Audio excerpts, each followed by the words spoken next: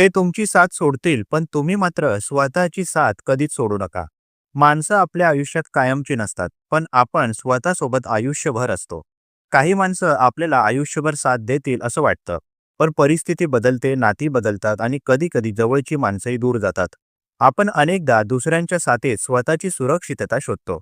त्यामुळे कोणी सोडलं की आपल्याला वाटतं, आता माझं काय? पण खरी ताकद इथेच सुरू होते. बाहेरची साथ ही आपल्या आयुष्याचा एक भाग आहे, संपूर्ण आधार नाही. स्वतःवरचा विश्वास, आत्मसन्मान आणि भावनिक स्वावलंबन ही आपली खरी मानसिक ताकद आहे.